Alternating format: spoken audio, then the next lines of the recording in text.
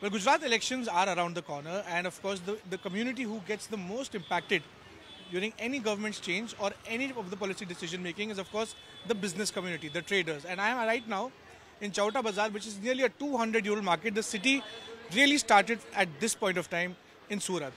And today I am joined by the whole traders community who are active traders in the city and, of course, are contributing to the growth and development of the city. And I am joined with my first guest, the president of the Gujarat Confederation of All India Traders Association, mister Pramod Bhagat. Pramod ji, शुक्रिया हमसे बात करने के लिए। पहला सवाल कि सबसे ज़्यादा इशू क्या है अभी? हम जानते हैं ट्रेडिंग कम्युनिटी को टैक्सेस में सबसे ज़्यादा दिक्कत होता है, तो अभी जीएसटी से रिलेटेड कुछ आपको बात करनी है, कुछ उसमें आपको लगता है कि सुधार करना चाहिए, कुछ बदलाव करना चाहिए, उसके बारे में बताइए सर। 2017 में जीएसटी आया, सारे एक मीटिंग हमारी कैट की अरुण जी से साई हुई थी, जो स्वरूप जीएसटी का बताया था वो स्वरूप आज पूरा चेंज हो गया है। एक 2017 से 2022 तक 1023 अमेंडमेंट आ गए और व्यापारी को इतनी दिक्कत हो रही है कि हर चीज़ में रोज कुछ ना कुछ टैक्स में चर्जी होता है, तो व्यापारी को व्यापार करने में तकलीफ हो रही है। अभी दूसरा सरकार ला रही है ई इनवॉइस में पहले 500 करोड़ का था, फिर तुरंत लाया गया 100 करोड़ लाया, 50 करोड़ लाया, अभी 10 करोड़ लाया। 10 करोड़ पे हर आदमी को ई इनवॉइस करना पड़ेगा। आज छोटा व्यापारी भी 10 करोड़ का व्यापार कर सकता है और ई इनवॉइस ऐसी चीज़ है कि उसमें कोई चेंज नहीं कर सकता, कुछ नहीं कर सकता है, तो छोटे व्यापारी के लिए ये बहुत बड़ी मुसीबत है। तो हम चाहते हैं कि ये जीएसटी में 10 करोड़ से ऊपर के व्यापारी को ताकि 10 करोड़ के नीचे व्यापारी को किसी को भी अंदर ई इनवॉइस में मत ले। दूसरा, इलेक्शन में गुजरात सरकार से हमारी डिमांड है कि भाई जैसे दिल्ली में सेंट्रल गवर्नमेंट ने व्यापारी के लिए बोर्ड बनाया और गुजरात में हमने काफ़ी डिमांड की, मध्य प्रदेश में व्यापार बोर्ड है, यूपी में व्यापार बोर्ड है, दिल्ली में बनाया, तो गुजरात में क्यों नहीं? हमारी पहली डिमांड है कि गुजरात में व्यापारी को समस्या निकालने के लिए व्यापारी बोर्ड बनना चाहिए।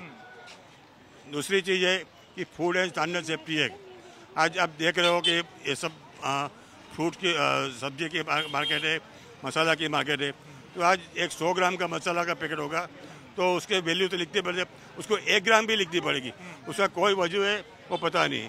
इसलिए फूड एंड स्टैंडर्ड सेफ्टी भी इतने अमेंडमेंट लाया है कि वो भी धंधा करने का व्यापारी को तकलीफ हो रहा है।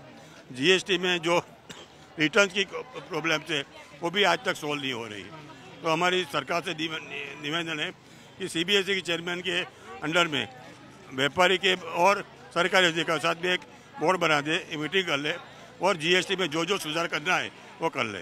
Well, a very clear message from the president of the Gujarat chapter talking about how there should be clarity in taxes and the industry is really troubled by few taxation regime. And Barkat ji हमारे साथ है, Barkat ji आगे आइए। Barkat ji, we'll ask him about what is the issues that they already faced in COVID. Barkat ji, Covid के दौरान धंधे में क्या मुसीबतें आई? सूरत जैसी बड़ी सिटी में क्या क्या दिक्कत आई? किस तरीके से अब आप लोग उससे आगे बढ़ रहे हैं और क्या कोविड का असर खत्म हो गया है और क्या कंजम्पशन और डिमांड तेज हो गई है? कोविड की इम्पैक्ट जो है वो अभी तक मार्केट में चालू है। कोविड के अंदर जो व्यापारियों को जो प्रॉब्लम का फेस करना पड़ा वो इतना ज़बरदस्त था कि व्यापारियों के पास जो आदमी लोग थे वो भी बाहर चले गए थे और सूरत में से जो काम करने वाले हैं मेजॉरिटी यूपी बिहार वहाँ से जब आते हैं तो उसको चलाने के लिए भी, खाने पीने के जो चलाने की आइटम के लिए भी परमिशन नहीं थी और सामने जो नौकर लोग जो थे वो भी वहाँ बाहर चले गए थे, तो उसके हिसाब से ही प्रॉब्लम था। और हमारा कैट ने गवर्नमेंट को रजूआत करके कलेक्टर के पास जाके जो पास का इशू भी था कि भाई हमको परमिशन मिलना चाहिए बाहर जाने आने के लिए, तो उसके लिए भी कैट के प्रेसिडेंट सेक्रेटरी ने बहुत ज़बरदस्त मेहनत किया और गवर्नमेंट ने भी पूरा सपोर्ट किया हमको। तो आज भी देखा जाए तो कोविड की जो असर है तो 2 साल तक जो पैसे की तकलीफ पड़ी, जो हमने कैट के तरफ से व्यापारी की तरफ से 20,000 करोड़ का जो पैकेज की बात हुई, तो पैकेज के अंदर भी हमको जो मिलना चाहिए व्यापारियों को डायरेक्ट फ़ायदा इनडायरेक्ट फ़ायदा वो जो मिलना चाहिए वो मिला नहीं, उसके लिए भी हमने गवर्नमेंट को रजूआत किया था। तो अभी जो डिमांड है, जैसे आपके एरिया मसालों की दुकान है तो आपको तो आपका कोई डिमांड में कोई प्रॉब्लम आई कि अब क्या सप्लाई कंस्ट्रेंट है या फिर कोई जो लोग की मांग रहे हैं अगर वो दे पा रहे हैं, ऐसा कुछ दिक्कत आ रही है अभी? अभी मार्केट सेट हो गया है। अभी कोविड के बाद में अभी जो छेले 4-5 महीने 6 महीने के अंदर मार्केट पूरा सेट हो गया है, पर जो उस टाइम जो था असर, वो पूरा असर गिरा था। मगर मेन क्या है, खाने पीने की आइटम, जो मसाले की आइटम है, वो जीवन जरूरत के अंदर आती है। तो क्या है कि दूसरा धंधा चले कि नहीं चल, खाने पीने के आइटम का धंधा पूरा चल रहा था। दुकान थोड़ा टाइम भी लिए खुलती थी तो लोग 1 महीने का 15 दिन का साथ में लेके काम चला रहे। तो मेन फूड प्रोडक्ट के अंदर इतना मंदी का असर, के कोरोना की इतनी जबरदस्त असर पड़नी चाहिए, जो सूरत के टेक्सटाइल के अंदर पड़ी, जो डायमंड के अंदर पड़ी, और जो कापड़ मार्केट के वो चंपल के उसके अंदर जो पड़ी ने, इतनी खराब असर इसके फूड प्रोडक्ट धंधे के अंदर नहीं पड़ा। बेन जी बराबर है आप? अभी मैं आपके पास आता हूँ, उससे पहले अभी we spoke about how the COVID has been impacted. Now we'll talk about what has been the impact of online businesses that has affected, because with COVID coming up a lot of people shifted to digital. And Mitesh भाई हमारे साथ है. मितेश भाई, online का क्या असर पड़ा? क्योंकि जब कोविड लॉकडाउन लगा, कई लोग जो है ऑनलाइन शॉपिंग पे चले गए, कई जो स्पेयर पार्ट्स थे मशीनों के या फिर कुछ भी होता था वो अब ऑनलाइन मिलने लग गया. तो अभी क्या इम्पैक्ट देख रहे हैं आप ऑनलाइन का, और आपके धंधे पे क्या इम्पैक्ट देख रहे हैं? देखो, ऑनलाइन के लिए हम लोग CAIT confederation of all India trade पहले से ही लड़ रहा है कि ऑनलाइन के लिए कुछ अलग से एक पॉलिसी होनी चाहिए, और उसमें काफ़ी लोग इफेक्ट हुए थे. लेकिन मेनली क्या हुआ है कि कोविड के बाद ने बहुत सारी दुकानें बंद हो गई, बहुत सारी कंपनियों में बाहर निकलना बंद हो गया, तो लोग फोर्सफुली ऑनलाइन पे कन्वर्ट हुए, और वहाँ पे उनको जो फ़ायदा हुआ है वो फ़ायदे में वो लोग अभी परमानेंट धीरे धीरे वो ऑनलाइन पे जा रहे हैं. तो जो रिटेल व्यापार है वो ऑनलाइन में बहुत इम्पैक्ट ला रहा है. मतलब छोटा आदमी छोटा होता जा रहा है और बड़ा आदमी डे बाय डे बड़ा होता जाता है. वो हम लोग अक्सर देखते हैं मीडिया में, पेपर में, जो बाकी अमेज़ॉन है या बाकी कंपनियों का जो टर्नओवर बढ़ रहा है, जो हिसाब से सेल बढ़ रहा है, तो वो पूरा इम्पैक्ट जो कन्वर्ट हो रहा है, कोई डिमांड नहीं बढ़ रही है लेकिन वो सेल कन्वर्ट हो रहा है. रिटेल का सेल जो है वो ऑनलाइन में जा रहा है और छोटे व्यापारी मर रहे हैं. और इसके लिए हम सरकार को कहते हैं कि इसके लिए कोई पॉलिसी बननी चाहिए. नितेश भाई, आपको लगता नहीं है कि आपको, जैसे आपका धंधा भी बढ़ रहा है अगर, तो छोटे व्यापारियों को भी डिजिटल पे जाना चाहिए ताकि आप लोगों की भी सेल बढ़े, उसकी तरफ कुछ सोचते हैं हम लोग कैट की तरफ से छोटे व्यापारी को ट्रेनिंग दे रहे हैं, सब कुछ कर रहे हैं, सब कुछ प्रोग्राम भी कर रहे हैं. लेकिन तकलीफ क्या है कि जो हमारी बिजनेस कम्युनिटी है में, इसमें मैं पर्टिकुलर गुजरात की बात करूंगा तो काफ़ी लोग इलिटरेट लोग हैं, तो वो लोग इमीडिएटली इस पे ऊपर आने के लिए डरते हैं. और आजकल जो ऑनलाइन में फ्रॉड हो रहा है उसके लिए भी कोई थोड़ी प्रॉब्लम आ रही है. और जो बड़े लोग हैं, जो होलसेल वाले हैं, वो भी ऑनलाइन या डिजिटल में जुड़ना चाहते हैं, लेकिन डिजिटल ट्रांसफ़र का, डिजिटल पेमेंट ट्रांसफ़र का जो चार्जेस है उसके लिए भी हमने आरबीआई को लिखा हुआ है कि ये चार्जेस नहीं होने चाहिए अगर आपको प्योरली डिजिटल में जाना है. तो पढ़े लिखे लोग भी डिजिटल में आने के लिए थोड़ा डरते हैं क्योंकि ये फ्रॉड भी होता है और चार्जेस भी बहुत हो गए हैं.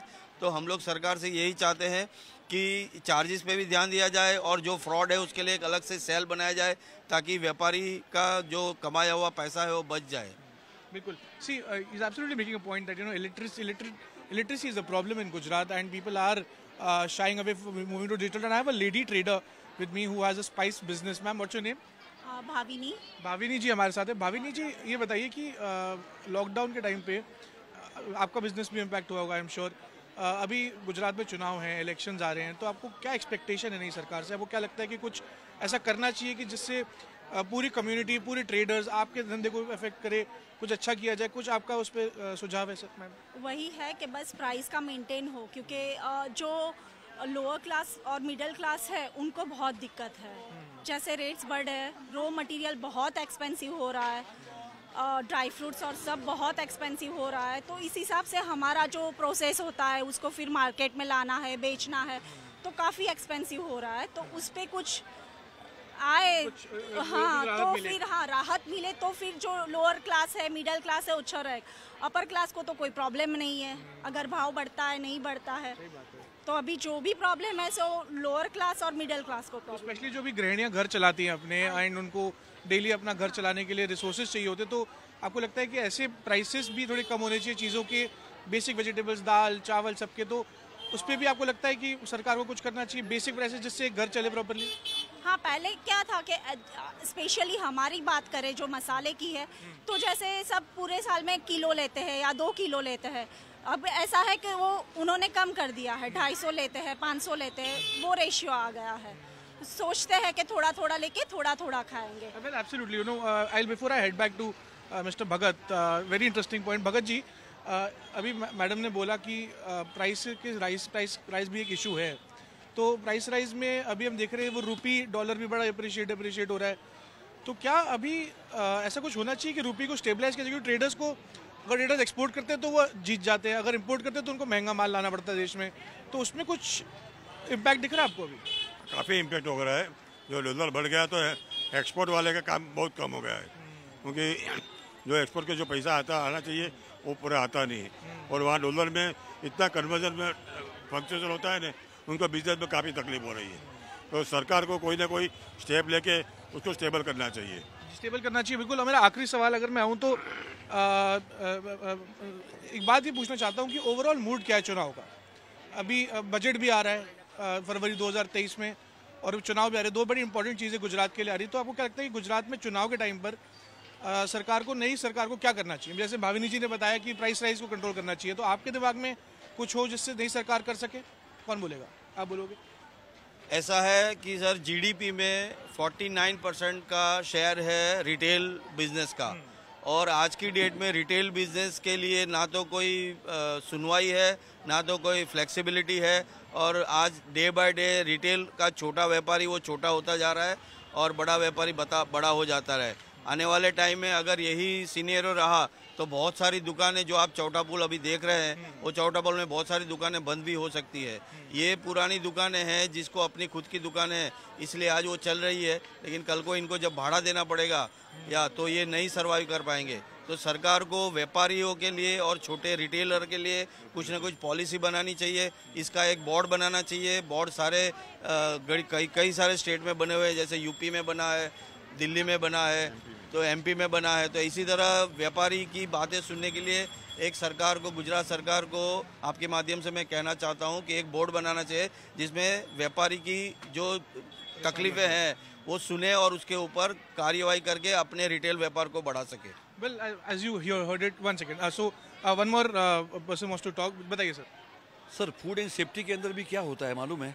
समझ लो कि एक लॉट नंबर नहीं लिखा, तो सूरत के एक व्यापारी ने लॉट नंबर नहीं लिखा होता है। सेम अहमदाबाद और बड़ौदा के अंदर भी जो ये सेम प्रॉब्लम हुआ, तो इधर 10,000 पेनल्टी होती है, वहाँ 30,000 पेनल्टी होती है जो होता है दंड। तो उसके हिसाब से जो एक सिस्टम गवर्नमेंट के पास होना चाहिए कि कौन से गुना के अंदर कौन सी कितनी पेनल्टी होनी चाहिए, कारण कि हर एक कलेक्टर अलग अलग जजमेंट देता है।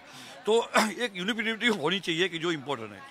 Because, absolutely, there are 2-3 major points that have actually been uniform for years to come, of price rise, of traders having issues with the taxation regime. Well, the message for the new government here is that bring stability in the prices, and of course form a board for easing lives for the traders, because there are some issues that they are facing, and with times to come, the Chauta Bazaar, which is the oldest market in Surat, about 200 years old, could probably face some closure of the markets with the price hike. If you like the video, do like, comment, share and subscribe.